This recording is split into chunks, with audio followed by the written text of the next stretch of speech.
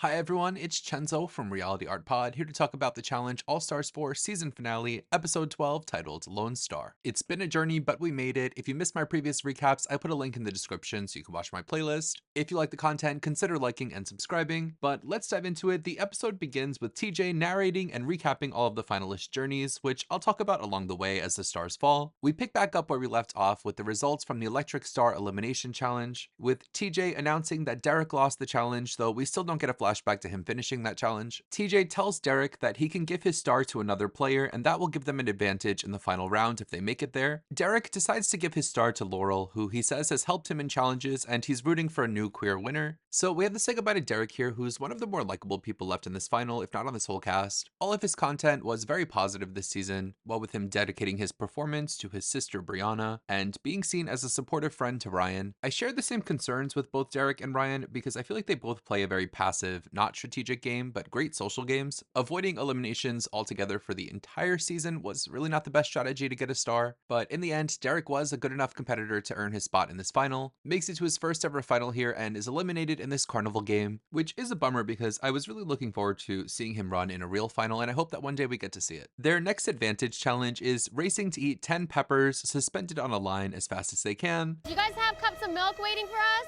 Oh, God. Milk. Milk? Who eats milk? So they get started and many of them are struggling. It's crazy that they do another advantage challenge with 7 people left in an hour-long episode, but Nicole wins this challenge at an advantage. Their elimination challenge is called Balance for Survival. They're in a marionette apparatus where they need to balance a cup on their device and sip water from the cup, spit it into a water tube, filling it up to a line. Nicole starts off with an advantage, and the last person to complete this will be eliminated. They get started, and it's a bit comical seeing many of them struggle and get hit in the face with their apparatus. Laurel is bodying this and finishes first, followed by Nicole, Ace, Cara, and Steve. It comes down to Veronica and Leroy in a nail biter that sees Laurel and Nicole coaching Veronica to a win, shockingly eliminating Leroy here, who gives his star to Steve because he's been in eliminations. So we have to say goodbye to Leroy here, which I find really surprising because the show featured him talking about his family almost every episode, if not every episode, to the point where I was like, there's no way they're gonna have this guy talk about his family needing the money this much and have him lose. And to have him lose here and take home no money is just bad editing. Like, man, that sucks. But ultimately, this was Leroy's triumphant return to the show. I'm happy he's back, and I really want him to return to the main show as well. Though I do have my concerns that he plays a really old school game and sticks to the vets and the people he knows. In that way, I think he could be an inflexible player. I also feel like he might be a bit dependent on Cam, where if Cam was there telling him to get his shit together, he wouldn't have done as bad as he did in this elimination. He needs to figure out how to get his head in the game because we're all rooting for him. The other players move on to their final advantage, which will be played in pairs called Hose Ball,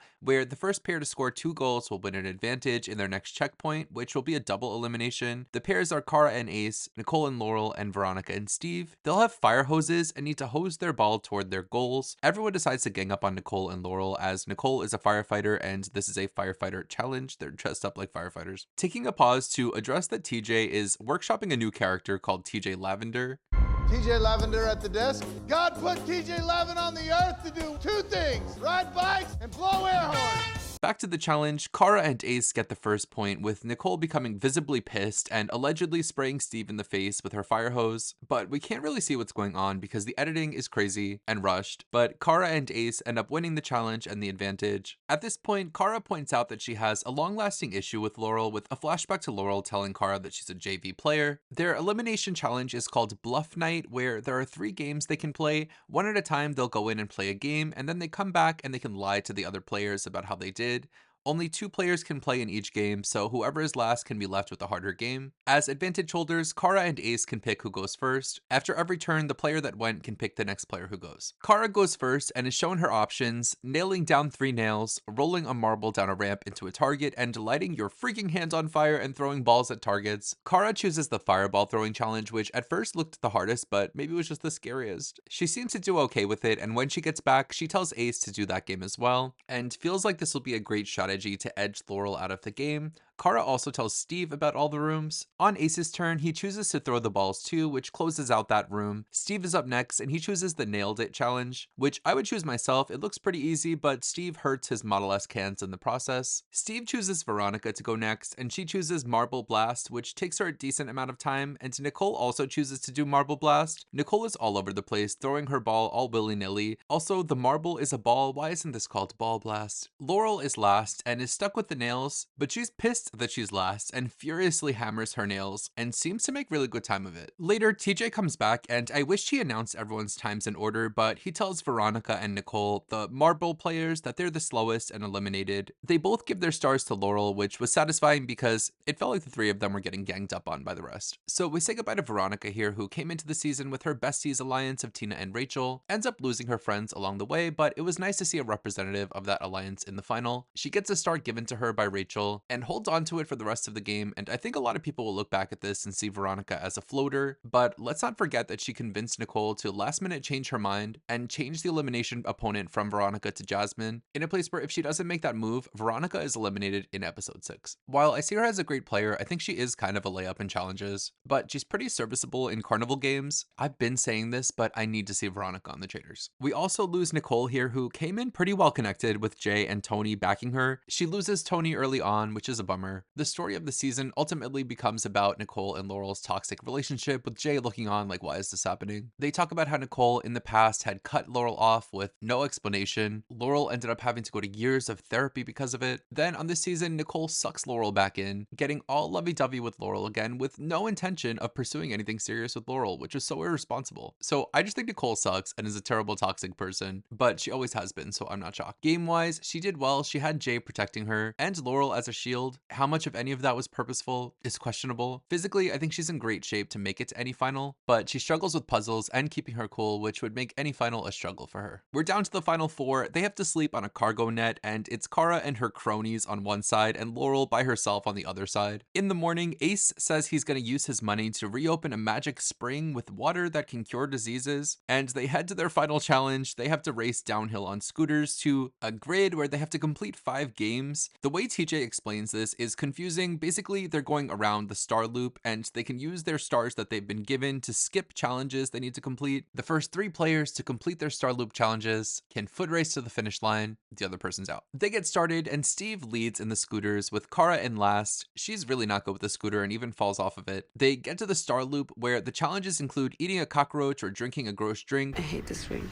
Solving a pipe puzzle, stacking rocks that they find buried in maggots, doing a stacking puzzle, and a ring toss. As they go around the star loop, Laurel uses most of her star advantages skipping the pipe puzzle, which seems to be taking a lot of time for the other players, but on Laurel's last lap, she decides to do her pipe puzzle. The other players question her decision, but she's saving her final star to skip the ring toss and have a head start in the foot race. Steve thinks he can do the same thing, but the producers remind him that he can't use 2 stars in 1 lap around the grid, which means he totally misplayed his star advantage, will have a star that he won't even use, and has to do the ring toss challenge. Ace is stuck on a puzzle, says that he's thrown off because he feels guilty about eating the cockroach. Laurel finishes her star loops and starts running to the finish line, followed by Kara and eventually Steve, which eliminates Ace from the game. So we say goodbye to Ace here, who overall I still feel is a good guy, to the point where his niceness was often his detriment. He often put others' games before his own, like how he had this preseason blood oath promise to Ryan to protect him at all costs, which we learned on the challenge podcast was because Ryan gave Ace snacks when they were sequestered. I feel like he was perceived by other players as a follower and one of Kara's goons. I also got the vibe that he was kind of off his rocker. He seemed to be wearing the same inside out brown t-shirt for the whole season. Then in this final, he says he wants to use his money to open up a magical river, and he says that his focus was thrown off from the final challenge because he felt guilty about eating the cockroach, but he didn't even have to eat the cockroach. He had a soul connection to the cockroach. He was talking to it and he still ate it. He could have just drank the drink. I hate this ring. Back to the challenge, Laurel ends up running towards the finish line with nobody anywhere in sight, so it's no surprise when Laurel pulls up to TJ Lavender and becomes the sole champion of the season, and Kara shows up in second. Laurel gives Kara tons of encouragement and closure, with her saying she's proud of Kara and sees her as a varsity player now. Steve finishes in third, which leaves Laurel winning $250,000 and her second challenge win, and Kara and Steve sharing $50,000. So let's talk about these players, starting with Steve, who ended up crushing the season and having his best performance ever on the challenge, winning 2 dailies, 3 eliminations, and making it to a final. Strategically, he's not very good, which is the reason why he was in those eliminations. In the back half, he found his footing in the game as one of Kara's goons. The show really pointed out him falling on his knees and also saying he hurt his hands doing the hammering, which made me feel like somehow his knees or his arms were going to hurt and he wasn't going to be able to finish this final, but it was just bad editing and bad storytelling. Maybe they were trying to paint the picture that Steve could be a bit careless, with him ultimately fumbling the bag with his star advantage in the final challenge, but I don't think he was beating Laurel in a foot race anyway. Not with those knees. By way of entertainment factor, the show paints him as a silly side character, with him often getting content about his hands or about his long, descriptive shower. I'm tempted to say I never want to see him again, but the drama between Adam and Steve is still unresolved, so I say bring them both back together. You know what they say, it's Adam and Steve, not Adam or Steve. We lose Kara, who made a big return to the show and was probably the main character and the name in a lot of theirs and our mouths due to her really hard grip on her star and her mentality that she needed to protect her star at all costs, which was definitely the purest mentality and what TJ and the show wanted them to be like, but unfortunately I feel like it just comes across as being the teacher's pet and annoys the other players, especially when everyone else is just coasting along, kicking their feet up and trying to make it to the end of the show. She burned bridges with Cam early, with Cam really just seeming to not be digging Kara's vibe, and it seems like Cam really just wanted to turn on Kara because Kara is a threat to win the game. It became a snake that eats itself, of Kara being boxed in by everyone wanting her out and holding on to her star, which makes everyone want her out more. So in that way, I feel for Kara because she was backed into a corner. She finds her stride in being a great competitor, only landing in the bottom group twice.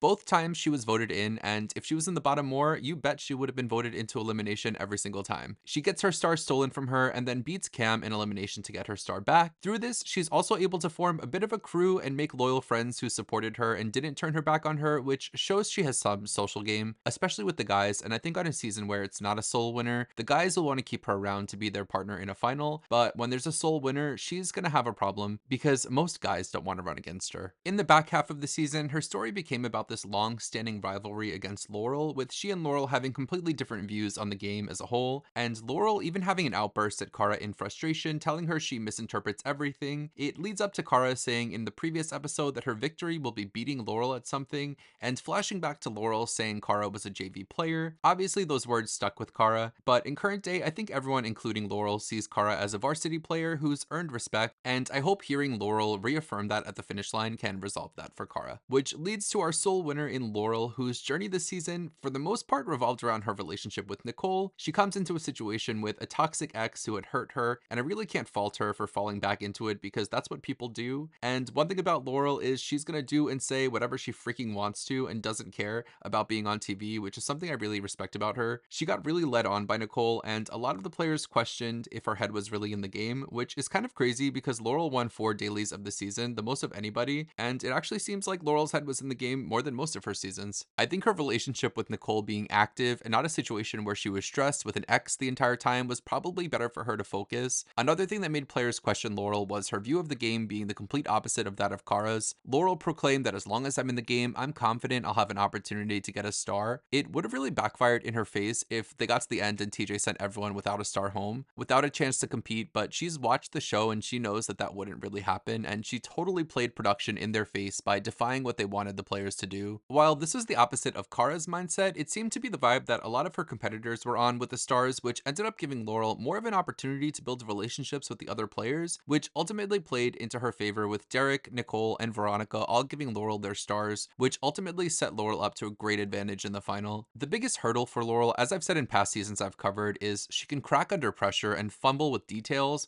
as seen in her relationship against Ninja or losing in the memory challenge against Raven. She gets flustered, so I was happy to see her perform well in the checkpoint challenges, and even with the 4-star advantage, she played that advantage perfectly, skipping the puzzles as much as possible, and I fear she bodied that, gobbled, and left no crumbs. So that wraps up the season. I really enjoyed it, and it was probably the best season of All Stars. Unfortunately, I feel like some viewers are dropping off because the casting isn't as old school as most would like. I enjoy it's becoming an actual All Stars of the whole show because the main show is really just some stars most of the time, and I like All Stars more than the main show still. I would like to see longer episodes, especially for this final, because the last 2 episodes were really a bloodbath, and they really just blew through these challenges and eliminations in a way that wasn't always satisfying. I'm excited to cover more challenge in the future. Subscribe so you don't miss it. I'm also excited to unveil some new challenge art and merch.